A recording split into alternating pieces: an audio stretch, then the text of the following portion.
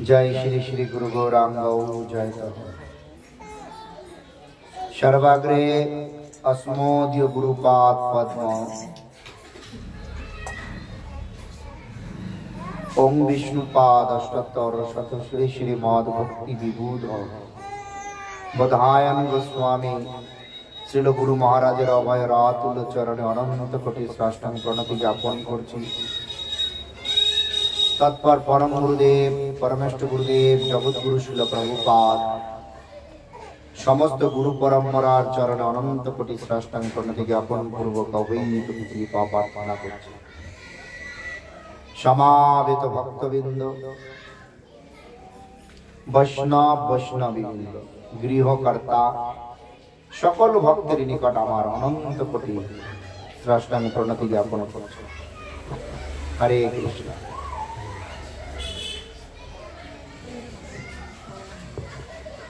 कलिजुग भगवान এই কলিযুগে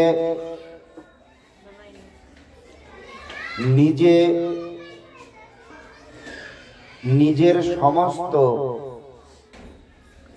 পার্শ্বদের সঙ্গে নিয়ে তিনি তার ধামকে সঙ্গে নিয়ে নবদ্বীপ ধামে অবতীর্ণ হয়েছে। নবদ্বীপ ধাম একটা কমল ফুলের মতো, পদ্ম ফুলের মতো। সেই পদ্ম ফুলের কর্ণিকা মধ্যের যে বিন্দুটি, সেই কর্ণিকাতে জন্ম হয়েছিলেন স্বয়ং নন্দনন্দন কৃষ্ণ কানাইয়া লাল শচীনন্দন গৌর হরিরূপে। সেই জায়গাটার নাম অন্তর্দ্বীপ। বলে নবদ্বীপ ৯টি দ্বীপ, বলে অন্তর্দ্বীপ, সীমান্ত দ্বীপ, গোদ্রুম দ্বীপ, মধ্যদ্বীপ, কোলদ্বীপ, ঋতুদ্বীপ, জন্মদ্বীপ, মদদ্রম দ্বীপ, রুদ্রদ্বীপ। এই ৯টি দ্বীপ। এই ৯ দ্বীপের মধ্যে যে দ্বীপটি তার নাম অন্তর্দ্বীপ। কোথায়? সেটা মায়াপুর। মায়াপুরের যোগপীঠ।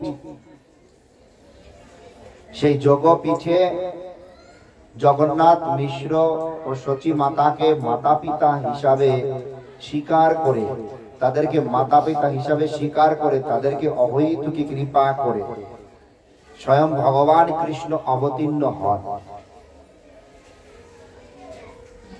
বলে কৃষ্ণ অবতীর্ণ হন দুটি কারণে। কয়টি কারণে? দুটি কারণে।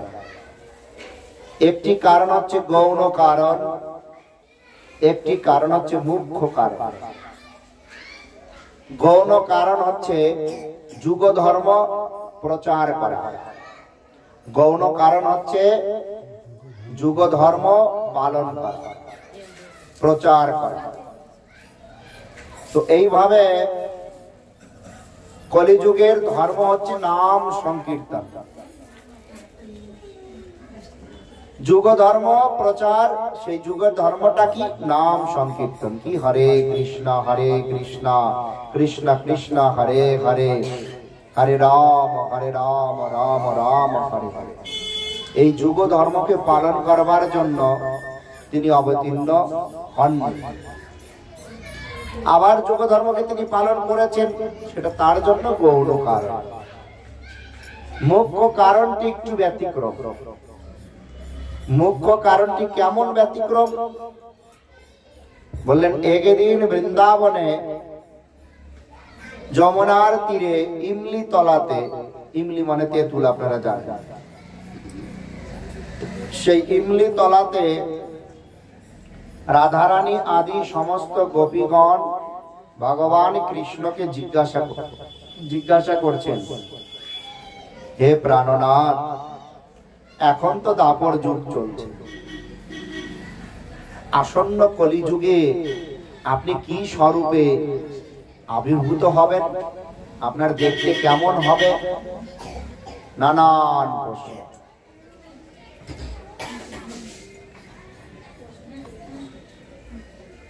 তো এইভাবে প্রশ্ন জিজ্ঞাসা করে নেবেন। আর জিজ্ঞাসা করতেই ভগবান কৃষ্ণ সঙ্গে সঙ্গে, কৃষ্ণ তো দেখতে কালো, সেই কালো রূপ থেকে গৌর রূপ ধারণ করল, ঠিক যেন দেখতে শ্রীমতী রাধারানীর মতো। সেই গৌর রূপ ধারণ করে সমস্ত গোপীগণকে দেখালেন, আমি কলিযুগে এই গৌর রূপ, গৌরাঙ্গ রূপ ধারণ করে আসব।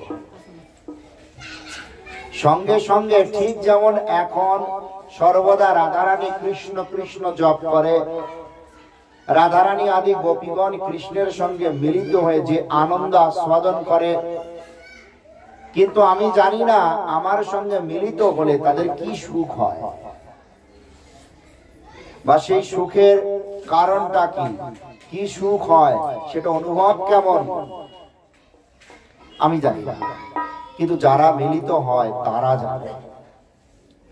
তাই আমি নিজে রাধা ভাব নিয়ে নেব, আমি নিজেই রাধা হয়ে যাব। যখন আমি নিজে রাধা হব, নিজে রাধা হয়ে কৃষ্ণকে অনুসন্ধান করব, তখন আমি বুঝতে পারব। তাই কলিযুগে আমি ভিতরে কৃষ্ণ থাকলেও বাইরে আমার রাধা ভাবটি প্রকাশিত হয়। তাই অন্তে কৃষ্ণ বহির গৌরাঙ্গ, এই ভাব নিয়ে কলিযুগে স্বয়ং কৃষ্ণ সেই রাধারানীর রূপ আর রাধারানীর ভাব নিয়ে তিনি অবতীর্ণ হলেন। বলে কৃষ্ণ সর্বদা কৃষ্ণ কৃষ্ণ জপ করে না, রাধা রাধা জপ করে। সেই কৃষ্ণ কলিযুগে অবতীর্ণ হয়ে এখন সর্বদা কৃষ্ণই কৃষ্ণ কৃষ্ণ জপ করছে, আর রাধা নাম জপ করছে না। কেননা কৃষ্ণ কৃষ্ণ কৃষ্ণ জপ করতে পারে, এখানে করছে। কেননা ভিতরে কৃষ্ণ হলো, বাইরে ভাবটি তো শ্রীমতী রাধারানীর, বাইরে ভাবটি তো শ্রীমতী রাধারানীর। তাই সকলকে কৃষ্ণ কথা, সকলকে কৃষ্ণ নাম করতে বলছে। আমার সঙ্গে তাহলে সকলে করুন, যদি করেন তাহলে বোঝা যাবে মহাপ্রভুর আদর্শকে আপনারা মানেন। হরে কৃষ্ণ হরে কৃষ্ণ কৃষ্ণ কৃষ্ণ হরে হরে, হরে রাম রাম রাম হরে হরে।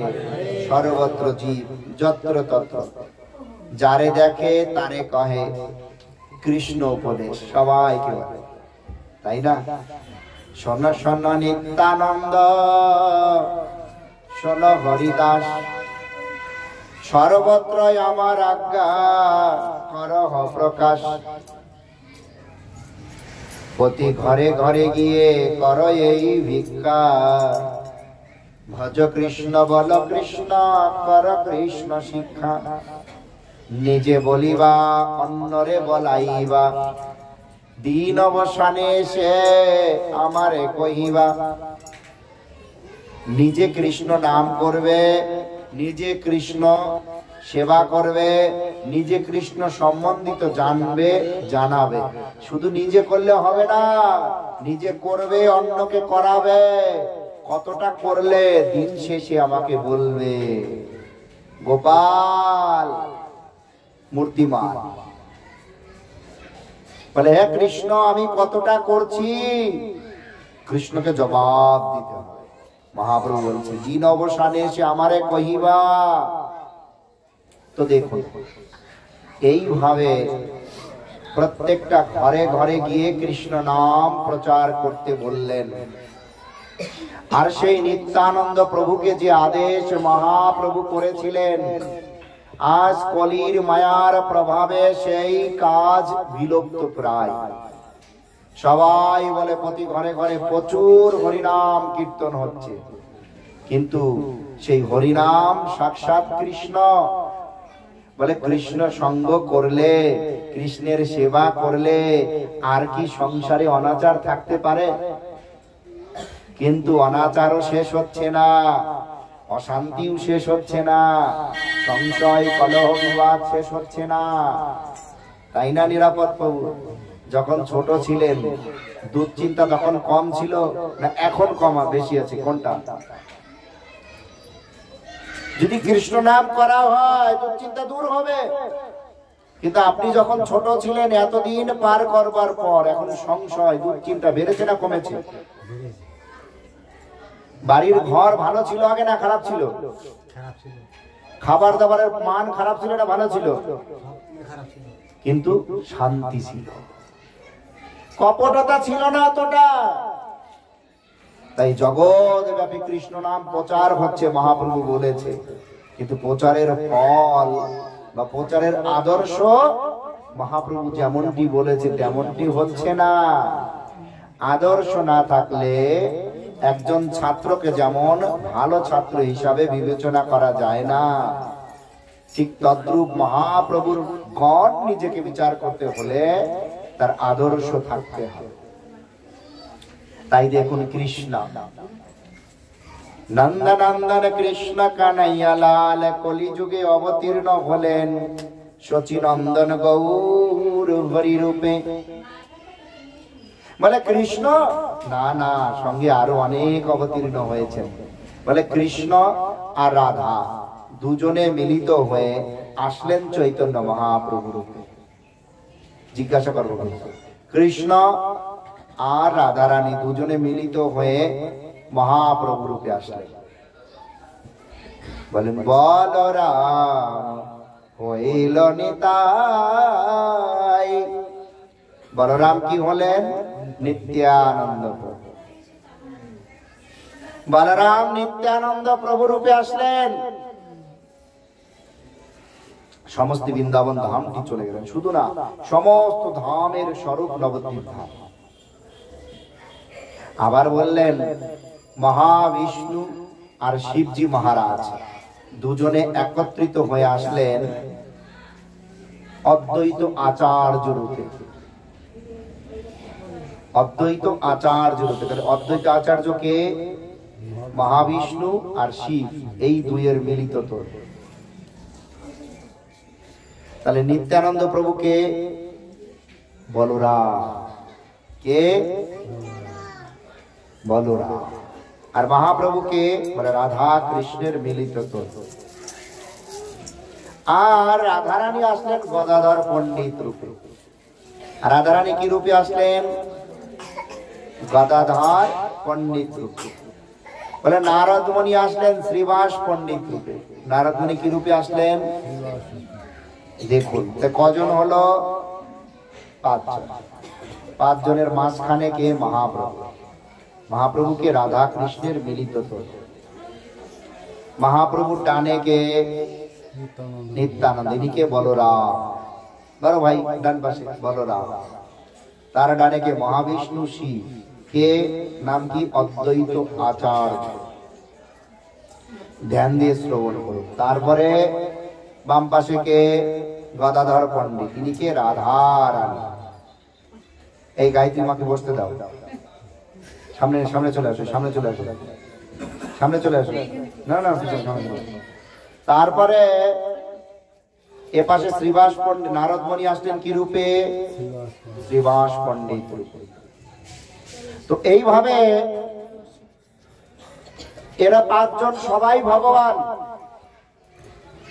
কৃষ্ণ ভগবান, বলরাম ভগবান, রাধারানীও ভগবান, বিষ্ণু ভগবান, আবার নারদমণি ভগবানের ঋষি অবতার, তিনিও ভগবান।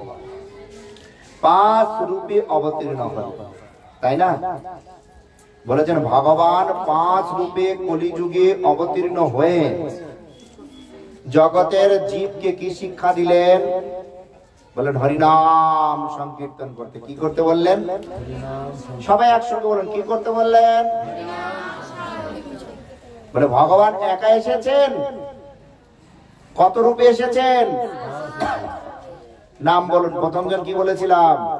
চৈতন্য মহাপ্রভু। দ্বিতীয় জন কে ছিল? নিত্যানন্দ প্রভু। তৃতীয় জন কে ছিল? অদ্বৈত আচার্য। তারপরে কে ছিল? গদাধর পণ্ডিত। তারপরে কে ছিল? শ্রীবাস পণ্ডিত। আমার সঙ্গে বলুন, চৈতন্য মহাপ্রভু। সবাই বলুন, মুখস্থ না করলে ধরবো।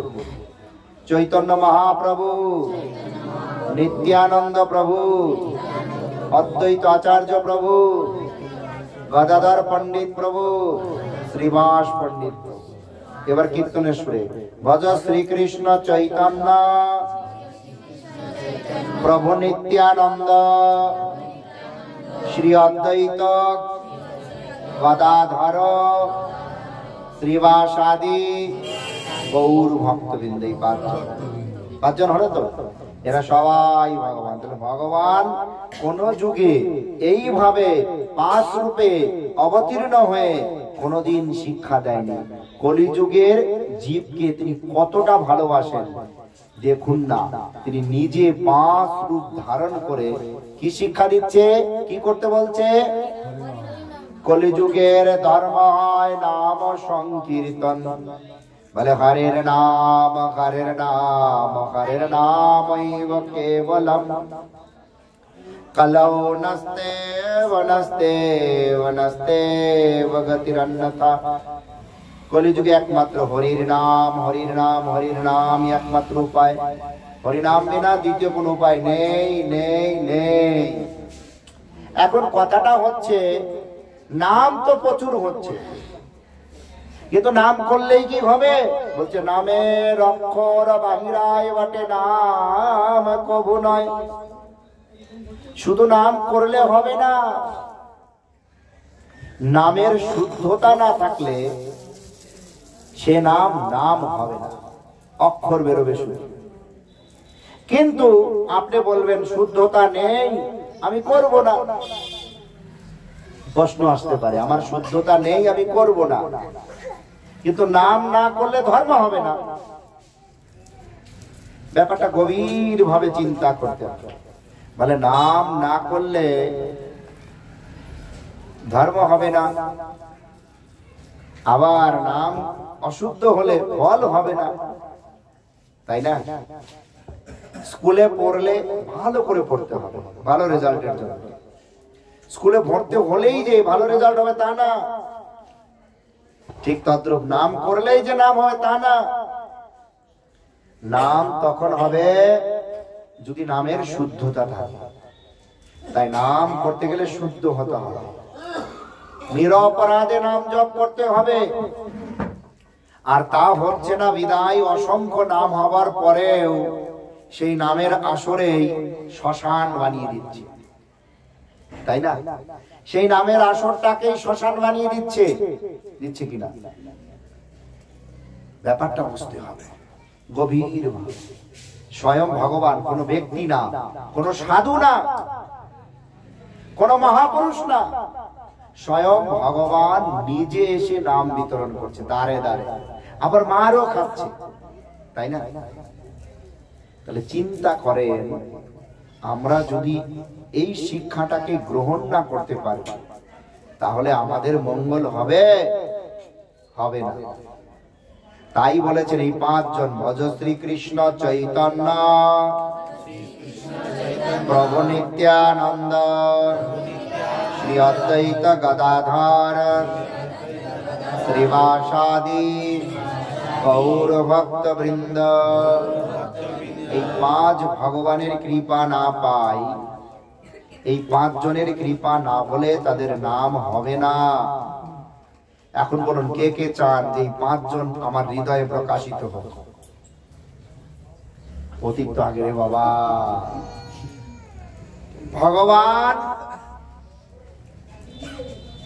ভগবান কৃপা করলে ধন দৌলত টাকা পয়সা সুন্দরী স্ত্রী পুত্র কন্যা পাওয়া যায় না।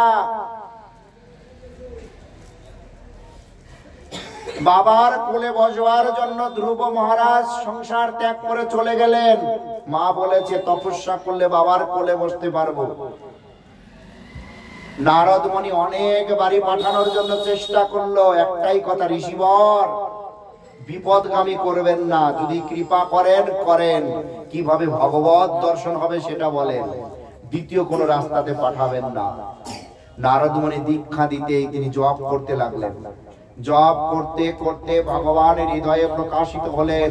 ধ্রুব মহারাজ ভগবানকে দর্শন করছে, আর ভগবান সামনে এসে বলছে, ধ্রুব চোখ খোলো, তুমি যাকে হৃদয়ে দর্শন করছো দেখো সামনে দাঁড়িয়ে আছে। ধ্রুব চোখ খুলছে না। যদি চোখ খোলার পরে না দেখি, ভিতরে দর্শন তো হচ্ছে, চোখ খুললে মনোসংযোগ নষ্ট হবে। চোখটা বন্ধ আছে, ভিতরে দর্শন করছি, চোখ খুলে দেখলাম মনোসংযোগ নষ্ট হলো, ভিতরের কানেকশন কেটে গেল, বাইরে দেখতে পেলাম না, তাই না? দেখবেন মন্ত্র জপ করার সময় তাই বলেছেন গভীর ভাবে জপ করুন।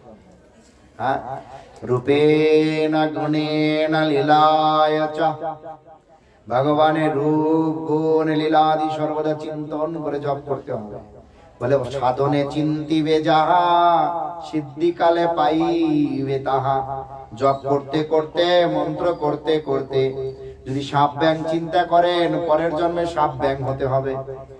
আর রাধা গোবিন্দের সেই নিত্য গোলক বৃন্দাবনের লীলা চিন্তা করলে তাই হবেন, তাই না? তাই এই পঞ্চতত্ত্ব গৌর হরি যদি আমার হৃদয়ে প্রকাশিত হয়, তাহলে আমার অবশ্যই ব্রজে রাধা কৃষ্ণের কৃপা হবে। নিতাইয়ের করুণা বিনা কেউ রাধা কৃষ্ণের কৃপা পাবে না, পাবে না, পাবে না। সেই নিত্যানন্দ প্রভুর অভিন্ন প্রকাশ বিগ্রহ সদ্গুরু ভগবান। তাই দেখুন, কে কে বলবেন এই পাঁচ ভগবান কার কার হৃদয় আবির্ভূত হবে? কে চায়? সবাই চায় না, এই ছোটটা চায়। কি নাম তোমার? ভগবান হৃদয় আবির্ভূত না হলে আমাদের আর মঙ্গল হবে না, হবে না, হবে না। তাই এসো মম হৃদি মন্দিরে, শ্রী গৌর হরি।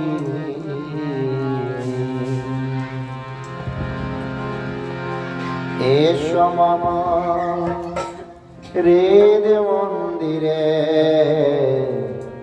শ্রী গৌর হরি।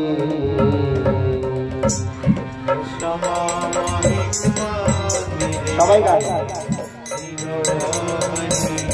না ডাকলে আসবে। পঞ্চতত্ত্বাত্মকং কৃষ্ণম ভক্তরূপকস্বরূপকম ভক্তাবতারং ভক্তাখ্যং নমামি ভক্তশক্তিকম।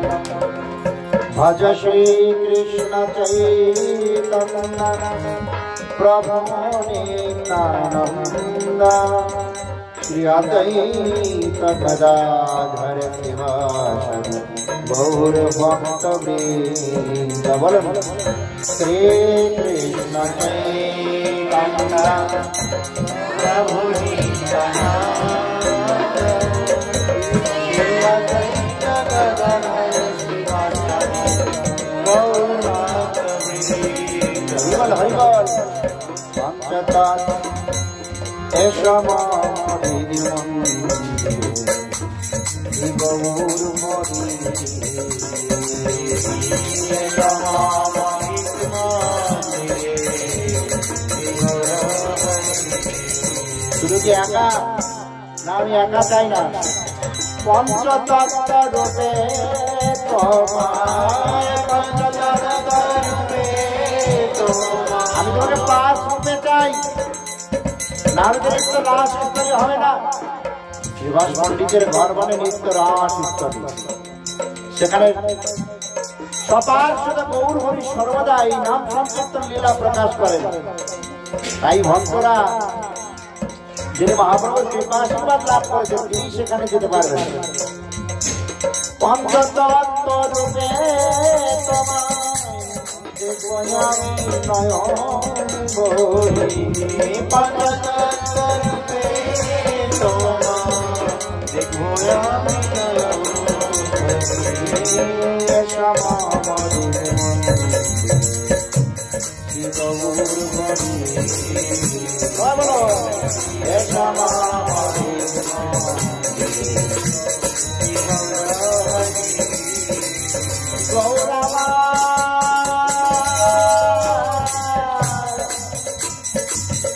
গৌর হে,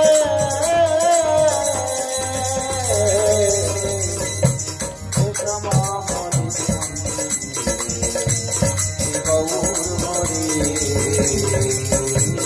এসো মম হৃদি মন্দিরে,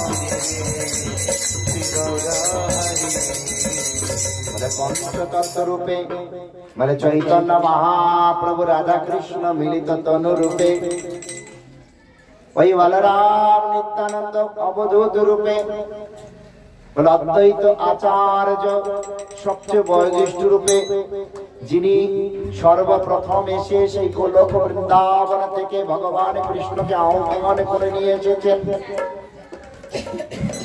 বলে অদ্বৈত আচার্য পদ জগতে এসে দেখলেন সর্বত্র কলহ বিরাজমান। তৎকালীন সময়ের ব্রাহ্মণেরা যে ধর্মের প্রথা, যে ধর্মকে পালন করছেন, নিজের শ্রেণীর লোককে শোষিত করছেন, শাসন করছেন। এইভাবে অদ্বৈত আচার্য প্রভু কাঁদতে কাঁদতে বললেন, প্রভু আপনার আসবার সময় হয়েছে, প্রভু আপনি আসুন। আর প্রতিদিন গঙ্গাতে তুলসী পত্রের চিঠি পাঠাতেন, প্রভুর চরণে নিবেদন করতেন। এই চিঠি গঙ্গাতে বিসর্জন দিলে প্রভুর সেই গোলক বৃন্দাবনে পৌঁছে যাবে। বলে এই হচ্ছে মায়াপুর, এই হচ্ছে মায়াপুর, এই হচ্ছে শান্তিপুর। গঙ্গা বইতে বইতে আগে মায়াপুর, পরে শান্তিপুর। কিন্তু শান্তিপুর থেকে গঙ্গায় তুলসী পত্র বিসর্জন দিলে সে একদিন দেখে তুলসী পত্র গঙ্গার অনুকূলে না গিয়ে প্রতিকূলে যাচ্ছে। তিনি ভাবলেন অবশ্যই কিছু হয়েছে। তুলসী জলের স্রোতে ছাড়লে স্রোতের অনুকূলে যাবে, প্রতিকূলে কেন যাচ্ছে? তাই তিনি তুলসী পত্রের পিছে পিছে যেতে লাগলেন। যখন ওই মায়াপুরের ঘাটে গেলেন, দেখে একটা মাতাজি জলে স্নান করছে। তিনি গর্ভবতী, তুলসী পত্রটি গিয়ে তাকে পরিক্রমা করছে। আর তিনি নিশ্চিত হলেন এ তো সচী মাতা, জগন্নাথ মিশ্রের পত্নী। তিনি তার থেকেও ভালো ছিলেন, নীলাম্বর চক্রবর্তীর কন্যা। প্রভু আমার ডাক শুনেছে, প্রভু এই গর্ভে আবির্ভূত হবে। এইভাবে এই যে ভগবানকে নারা অর্থাৎ নারায়ণ, সেই নারায়ণ স্বয়ং তার মূল অবতরী নন্দনন্দন কৃষ্ণ কানাইয়া লাল সচিনন্দন গৌর হরিকে আহ্বান করে নিয়ে আসলেন। আর তারপরে রাধারানী কি বাদ করবে, তিনি গদাধর পণ্ডিত রূপে আবির্ভূত হলেন। আর সেই ভগবানের সর্বলীলার সে পুষ্টি সাধনকারী নারদ মণি শ্রীবাস পণ্ডিত রূপে অবতীর্ণ হলেন। এইভাবে 5 রূপে অবতীর্ণ হয়ে সেই নবদ্বীপ ধামে সংকীর্তন লীলা প্রকাশ করলেন। সেই সংকীর্তন লীলা গৌণ ধর্ম বলেছে। সেই গৌণ ধর্মের পরে মূল মুখ্য ধর্ম কি বলে, মহাপ্রভুর মুখ্য কার্য হচ্ছে সেই রাধা কৃষ্ণের প্রণয় মহিমা জগতে প্রকাশ করা, সেই নিত্য গোলকের প্রেমধন জগতের জীবকে বিতরণ করা। বলেছে সেই প্রেমধন লুকিয়ে রাখলেন। বলে এই গৌণ মহামন্ত্রকে যারা জপ করবে, এই মহামন্ত্র একদিন জপতে জপতে হৃদয়ে সেই প্রেম রূপে প্রকাশিত হবে। তাই বলেন গোলকের প্রেমধন হরিনাম সংকীর্তন। আর সেই হরিনাম সংকীর্তন প্রচার করলেন সেই পঞ্চতত্ত্ব গৌর হরি। কিন্তু সর্বত্র প্রচার হচ্ছে, কোনো বিধি নিষেধ নেই। সর্বত্র প্রচার হচ্ছে, কোনো বিধি নিষেধ নেই, সবাই নাম জপ করতে পারেন। কিন্তু কেউ শ্রীবাস পণ্ডিতের বাড়িতে প্রবেশ করতে পারে না। বলে কেমন? নাম করতে পারবে শ্রীবাস পণ্ডিতের বাড়িতে, সবাই প্রবেশ করতে পারবে না, সেখানে যোগ্যতা লাগবে। এই বলছে এই নাম করতে কারো যোগ্যতা লাগবে না, সবাই করতে পারবে। কিন্তু এই শ্রীবাস পণ্ডিতের বাড়িটি নিত্য গোলক বৃন্দাবন, নিত্য রাস স্থলী, সেখানে যেতে গেলে অবশ্যই যোগ্যতা লাগবে। সেখানে যেতে গেলে অবশ্যই যোগ্যতা লাগবে। আর সেখানে যেতে না পারলে আর কোনো লাভ নেই, কোনো লাভ হবে না। তাই দেখুন না, তাই দেখুন না, একদিন এক ব্রহ্মচারী প্রভু, তিনি সর্বদা দুধ আর ফল খেয়ে হরিনাম করে। মনে মনে বিচার করেছে শ্রীবাস পণ্ডিতের চরণে যদি একটু কৃপা প্রার্থনা চাই, তার কৃপাতে ওই মহাপ্রভুর সংকীর্তন লীলা দর্শন করব। আর তার জন্য শ্রীবাস পণ্ডিতের চরণে নিবেদন করেছে। শ্রীবাস পণ্ডিত বৈষ্ণব, বৈষ্ণব সর্বদা সরল হয়। বৈষ্ণবের চরণে নিবেদন করলে তিনি না করেন না। তিনি বলছেন ঠিক আছে, তুমি যাবে, তুমি ব্রাহ্মণ ছেলে, তুমি ফল খেয়ে থাকো, হরিনাম করছো, আর মহাপ্রভু তোমাকে কৃপা করবে না? তাই হয় কখনো? এইভাবে তিনি গেলেন। মহাপ্রভু হরিনাম শুরু করেছেন, কিছুক্ষণ করবার পর আবার বন্ধ করে দিলেন। কিছুক্ষণ করবার পর বন্ধ করে দিলেন। বন্ধ করতেই সকলে বলল কি হলো? বলল অপরিচিত কেউ এসেছে, অনধিকারী, যার অধিকার নেই এমন কেউ ঢুকে গেছে, তাই না? তাহলে এইভাবে আমাদের সমাজে যে নাম সংকীর্তন হয় সেটা কিন্তু শ্রীবাস পণ্ডিতের গৃহ নয়, পাবলিক সমাবেশ, মানে তার অভ্যাস হচ্ছে। শ্রীবাস পণ্ডিতের গৃহ হলে পাবলিক তো ঢুকতে পারবে না। সেই ছেলেকে ঢুকতে মহাপ্রভু কিছুক্ষণ করবার পর বন্ধ করে দিলেন। আর বলছেন, শ্রীবাস পণ্ডিত কাছে গিয়ে হাত জোর করে বলছেন, প্রভু আমি না তাকে অনুমতি দিয়েছি, সে না ব্রাহ্মণ ছেলে, সুপারিশ করছে মহাপ্রভুর কাছে, সুপারিশ করছে, সে না ব্রাহ্মণ ছেলে, খুব নিষ্ঠা, ফল খেয়ে থাকে, আপনি কৃপা করুন। মহাপ্রভু বলছেন, ফল খেলে কি প্রেম পাওয়া যাবে? দুধ খেলেই প্রেম পাওয়া যাবে? তুমি বের করে দাও তাকে। আর শ্রীবাস পণ্ডিত নিরুপায় হয়ে সেই ব্রহ্মচারী ব্রাহ্মণ পুত্রকে বের করে দিলেন, বালককে বের করে দিলেন। আর সেই বালক ব্রহ্মচারী বাইরে গিয়ে আনন্দে নৃত্য করছে। শ্রীবাস পণ্ডিত আমাকে বের করে দিলেন, মহাপ্রভু আমাকে বের করে দিলেন। মহাপ্রভু আমাকে বের করবার আগে তিনি জানতেন আমি তো প্রথম থেকেই সেখানে ছিলাম, তাহলে তিনি কেন নাম সংকীর্তন শুরু করলেন? শুরু করে কিছুক্ষণ পরে কেন আমাকে বের করলেন? ভগবান জানেন না এমন কোনো বিষয় নেই। তাই ভগবান আমাকে কৃপা করেছে, আমি তার অনুমতি ব্যতীত গিয়েছি, তো তাই আমাকে একটু কৃপা করেছে। বলে আমার মতন পাপী জীব আমি যতটা পেয়েছি ততটাই আমি খুশি। তিনি মহাপ্রভুর গুণ কীর্তন করতে করতে দুহাত উঁচু করে প্রেমানন্দে নাম সংকীর্তন করতে লাগলেন। আর মহাপ্রভু শ্রীবাস পণ্ডিত বলছে, শ্রীবাস তুমি আবার গিয়ে ওই ছেলেকে ডেকে নিয়ে আসো, যাও ওই ব্রহ্মচারীকে ডেকে নিয়ে আসো। আর ডাকতেই দেখুন কি সুন্দর কৃপা। তাই এখানে প্রবেশ করতে হলে প্রথমে এই পঞ্চতত্ত্ব গৌর হরির কৃপা আমাদের অবশ্যই দরকার, এছাড়া সম্ভব না। তাই আপনারা বলেছেন কি, এসো মম হৃদ মন্দিরে শ্রী গৌর হরি, হৃদয় মন্দিরে। এটা বলেনি পল্লবীদের ছাদের উপরের মন্দিরে, বলেছি কোথায় আসবে, কোথায় ডাকছি, ইশিকা কোথায় ডাকছি, হৃদ মন্দিরে, হৃদয় মন্দিরে। এখন হৃদয়ে যদি মন্দিরটা পরিষ্কার পরিচ্ছন্ন না থাকে, বসতে দেবার জায়গা না থাকে, সেখানে যদি ভোগ লাগানোর ব্যবস্থা না থাকে, গোবিন্দকে ডাকলাম, তো আবার একা না, 5 জন শহরে বাবা। আবার এই 5 জন আসলে আরো কত আসবে, যেরকম বাসুদেব দত্ত প্রহ্লাদ মহারাজ, তারপরে আপনার মুকুন্দ দত্ত মধুকণ্ঠা গোপী, তারপরে হনুমান মুরারি গুপ্ত, তার পুণ্ডরিক বিদ্যানিধি বৃষভানু রাজা, এরা সবাই আবির্ভূত হয়েছে, এরাও তো সবাই আসবে। তাহলে আমার হৃদয়ের মন্দিরে আমি তো ডেকে নেব, শুধু আমার তালে তালে বললাম, ঋষিকার মাও বলে দিল। ঋষিকার মা অনেকটা চঞ্চল, কথা কম শোনে, এদিক ওদিক টালুমুলু করে।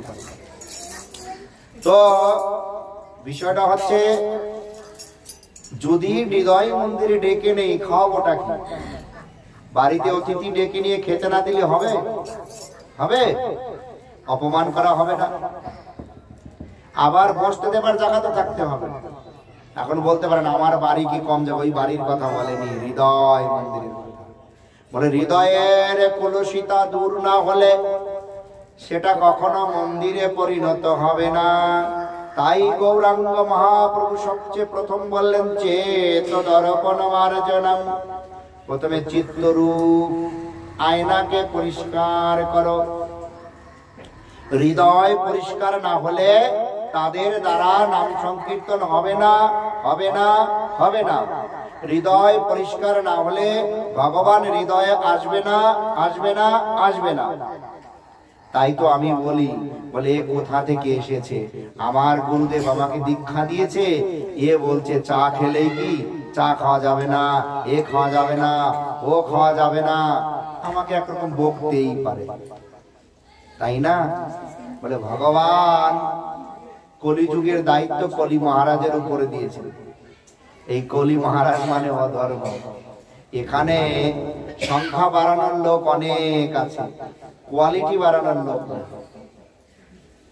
কোয়ালিটি বাড়ানোর লোক নেই, আমার কোয়ালিটি চাই, কোয়ান্টিটি না।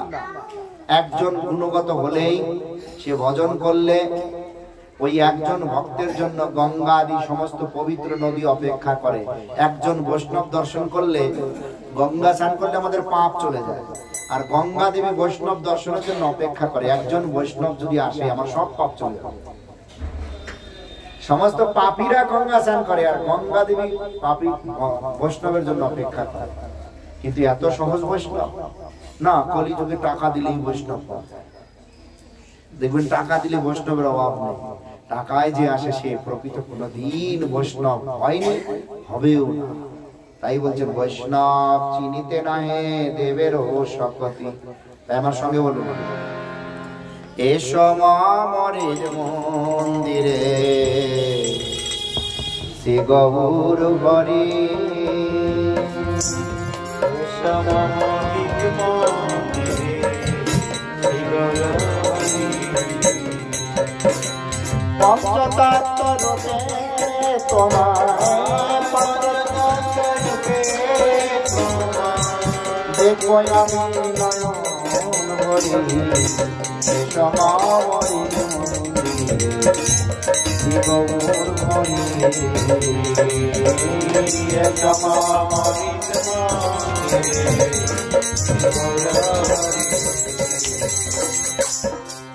তুমি ব্রজে ছিলে, ব্রজে রাখা গৌরমা।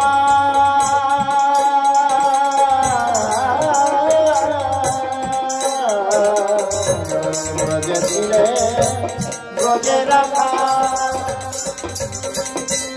নদে বলে বীজের খাওয়া।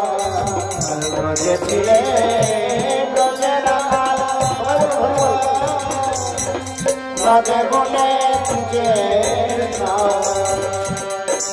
তুমি কালো ছিলে গৌর বলে, কালো ছিলে গৌর বলেছিল।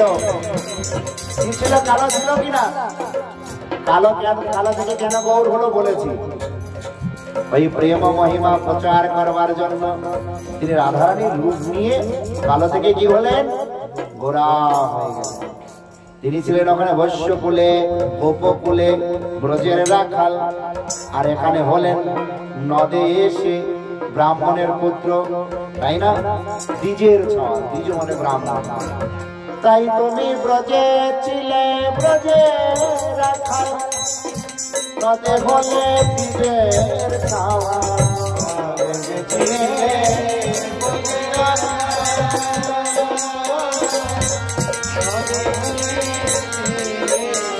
তুমি কালো ছিলে গৌর বলে, কালো ছিলে গৌর বলে, কালো ছিলে গৌর বলে, কালো ছিলে গৌর বলে।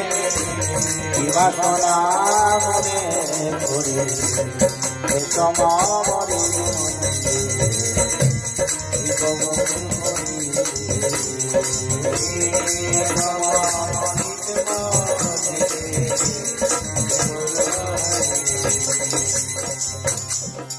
রূপ সাবিতা ভালা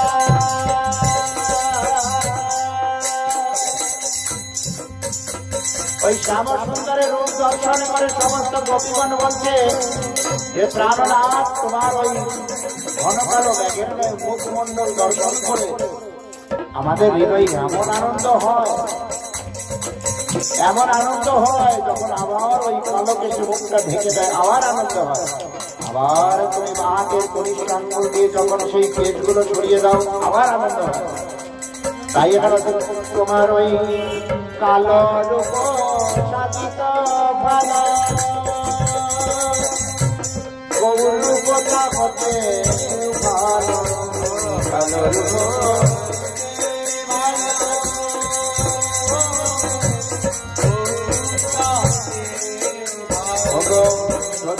নন্দন এখন তোমার এখন তোমার সন্ন্যাসী রূপ মেরুতে সবাই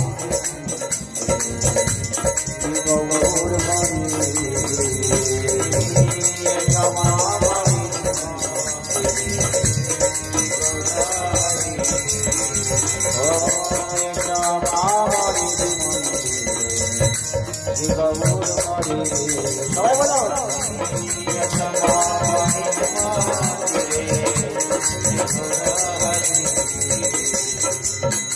কৃষ্ণের সিঙ্গারে মাত্র কেসেছে বলে গলে বনমালা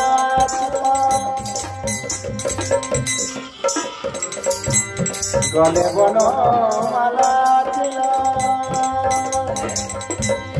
কথাটা ঘোরালে কেন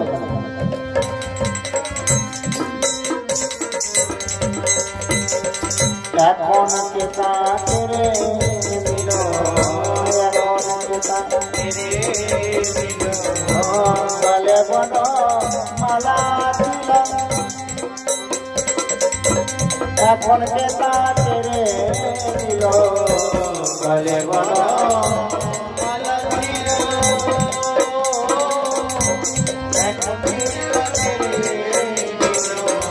তুলসীর মালা গলায় দিলা তুলসীর মালা গলায় দিলা তুলসীর মালা গলায় দিলা তুলসীর মালা গলায় দিলা ঊর্ধ্ব কুণ্ডনাটা হরি সমামরে গৌর হরি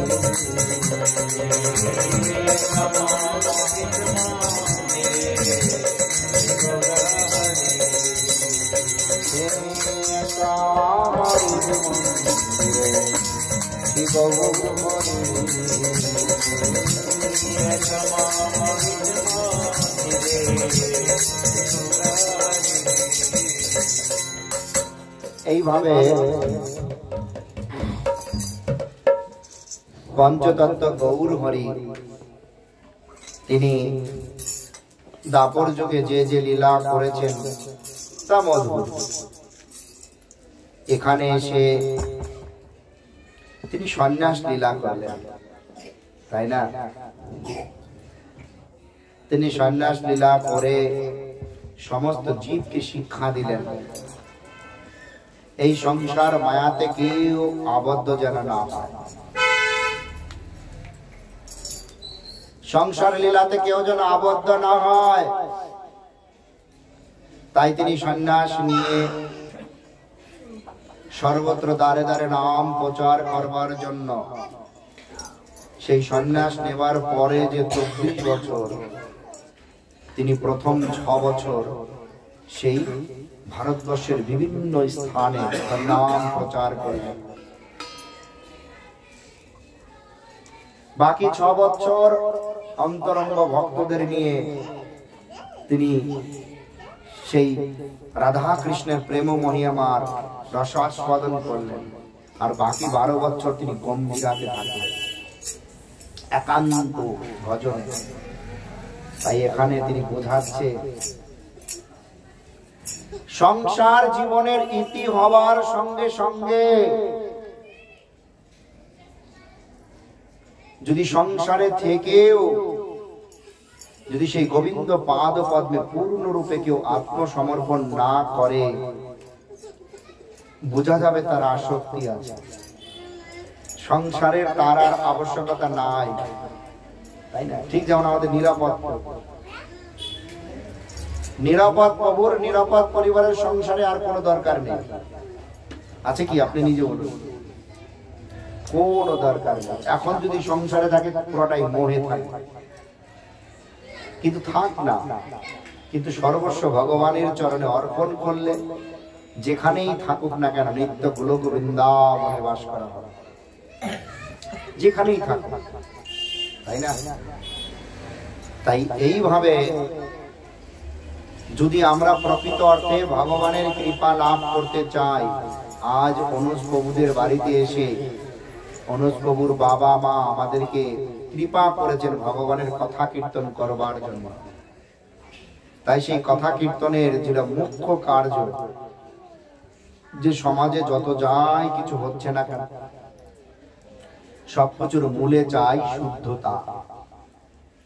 বলে পল্লবী জাহ্নবী দেবী ভালো পড়াশোনা করে, তাই সকলে প্রশংসা করে। যদি খারাপ পড়াশোনা করতো তাহলে প্রশংসা করতো? করতো না। ঠিক তদ্রূপ ভগবানের সেবাতে নিষ্ঠা না থাকলে ভগবান স্বীকার করবে? করবে? করবে না। যদি কোনো ব্যক্তি আমাদেরকে শিষ্য বলে স্বীকার করে, তাহলে তিনি কি ভগবানের প্রতিনিধি না অধর্মের প্রতিনিধি?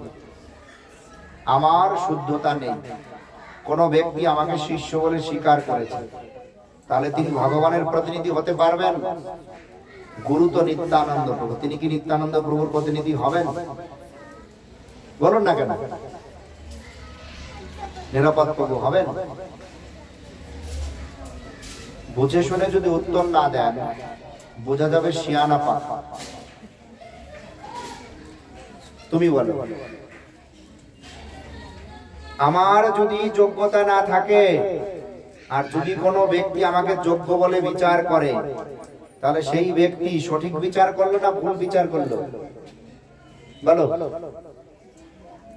বলো না। কেউ বলছে না। না, আমার বাংলা কথা বুঝতে পারছেন না আপনারা? উত্তর দিচ্ছেন না কেন? সেটা বলতে এতক্ষণ লাগলো? তার মানে সবাই ভুলে বলে। ভুল বিচার নিয়ে থাকলে, চুপচাপ থাকলে একটা দুরারোগ্য ব্যাধি হতো। ডাক্তার বলে দিয়েছে, বাড়িতে এসে কাউকে বললেন না, আপনি লুকিয়ে রাখতে পারবেন? কিছুদিন পরে আপনা আপনি প্রকাশ হবে কিনা? হবে কিনা বলুন? আজ এই দুরারোগ্য ব্যাধিকে লুকিয়ে রাখলে যেই দিন ভব সমুদ্র পার হওয়ার সময় বিচার হবে, যমলয়ে বিচার হবে, সেই দিনকে সাক্ষী দেবে? যাবে কেউ? যাবে না। তাই হয়তো আমার কাছে চুপ করে থাকতে পারে না, আমি একটা পাপী মানুষ, বুঝতে পারছি না, আমার যোগ্যতা নেই, কিন্তু প্রকৃত সাধু, প্রকৃত ভগবানের পার্শ্বদ সদ্গুরু, তাদের কাছে নিজেকে ঢোকাতে পারবে না। সামনে বসলে সব, সামনে বসলে সব কেমন। একবার শ্রীল গৌর কিশোর দাস বাবাজি মহারাজ, শ্রীল গৌর কিশোর দাস বাবাজি মহারাজের নিকট একটা ছেলে এসেছে, বুঝতে পেরেছেন? একটা ছেলে এসেছে, ছেলেটা খুব ধনাঢ্য পরিবার, বড়লোক পরিবারে, দেখতে খুব সুন্দর, টিকটক। মহারাজ, আপনার চরণে ঠাঁই দিন, আমি আর সংসার করব না। আর মহারাজ কোনো কথা না বলে চুপচাপ জপ করে যাচ্ছে। মহারাজ কোনো উত্তরই দেন। মহারাজ উত্তর দেননি তো কি হলো? তো মহারাজ উত্তর না দেয়াতে তিনি কি করলেন, মহারাজের পাশে বসে তিনি মহারাজের মতন দেখে দেখে অনুকরণ করতে লাগলেন। মহারাজও জপ করছে, সেও জপ করছে, জায়গাটা ছাপ ছাপাই করছে, প্রসাদ আদি আসছে, মহারাজের উচ্ছিষ্ট পরিষ্কার করছে, করছে কিছুদিন পরে মহারাজ দেখে ছেলেটি আর নেই, বুঝতে পেরেছেন, বাড়ি চলে গেছে। মাস দুয়েক পরে বিবাহ করে সুন্দর একটা পত্নীকে নিয়ে এসেছে। মহারাজ ভগবানের সেবার সদস্য নিয়ে আসলাম, সেবিকা নিয়ে আসলাম, আপনি আশীর্বাদ করলেন, আশীর্বাদ করেন। মহারাজ বলছে, সেই দিন যে তুমি এসেছিলে আমি কিন্তু কোনো উত্তর দেইনি, কিন্তু আজ আমি প্রকৃতপক্ষে তোমাকে মন থেকে আশীর্বাদ করি, কেননা তুমি তোমার কামকে লুকাতে পারো না, তাই নিজের কামকে চরিতার্থ করবার জন্য এখন সঠিক পরিচয় দিয়েছ। তুমি যদি আমার কথা শোনো, এখন তোমার ভজন হবে, যাও তুমি বাড়িতে গিয়ে ভজন করো। তখন কথা বলে দেখেন, সদ্গুরুর কাছে কেউ এসে লুকাতে পারে না। আবার একদিন মহারাজার নিকট এসে বড় একজন শেঠ বললেন, মহারাজ আমরা একটা বড় ধর্মসভা করব, বড় ধর্মসভা, সেখানে অনেক লোক হবে, অনেক সাধু সন্ত আসবে, সবাই সেখানে কথা বলবে, আপনি সেখানে প্রধান অতিথি হবেন। এখন মহারাজ বলল, তাই অনেক বড় হবে? বলে হ্যাঁ। এইভাবে বলবার পরে মহারাজ বলল, এটা করে কি হবে? বলে জগতের কল্যাণ হবে। বড় ধর্মসভা, বড় নাম সংকীর্তন হচ্ছে জগতের কল্যাণের জন্য, জগতের কল্যাণের জন্য দাঁড়ে দাঁড়ে ভিক্ষা করে টাকা নিয়ে এসে যাকে দিয়ে কীর্তন করাচ্ছি সে কিন্তু বাজারে গিয়ে মাছ মাংস কিনে খাচ্ছে। তাহলে ভক্তির কথা বলে টাকাটা এনে কোথায় দিচ্ছি? অমেদ্য ফল, সে তো ভক্ত না, আর সেটাকেই বড় বাবা বানিয়ে দিচ্ছে। তাই মহারাজের কাছে বলছেন গৌর কিশোর দাস পরমহংস কুলু মুকুট বলছেন, মহারাজ জগতের জীবের কল্যাণ হবে। এখন মহারাজ বলছে, বাবা তুমি আমার কথা শুনবে তো? হ্যাঁ। তুমি আমার পাশে বসো, 2 মাস আমার মতো করে নাম জপ করো, এতে করে তোমার নিজের কল্যাণ হবে। যখন নিজের কল্যাণ হবে তখন জগতের কল্যাণ করতে দিও, ছেড়ে দাও সব। যখন অত বড় বিশাল বড় ধনী ব্যক্তিকে আপনি কুঠিরে বসে জপ করতে বলবেন, কপিন পরে সাধুর বেশে, তখন হা করে মহারাজের দিকে তাকিয়ে বলছে, আমি ভাবছি মহারাজের সম্মান দিলে বুঝে আমার সঙ্গে খুব খুশি খুশি যান। বাবা সদ্গুরু চিনা বড় দুর্লভ ব্যাপার, সে কারো কাছে বৃত্তের ধন অপহরণের জন্য যান না। তাই বললেন, যদি জগতের কল্যাণ করতে হয় কপিল করো, জপ করো, আমার পাশে বসো, 2 মাস নিজের কল্যাণ করো তো আগে, তারপরে জগতের কল্যাণ করা যায়। তাই বলেছেন প্রথমে নিজে ঠিক হতে হবে। প্রচার আচার কারিয়ে চা যা গুরু কায় সর্বদা।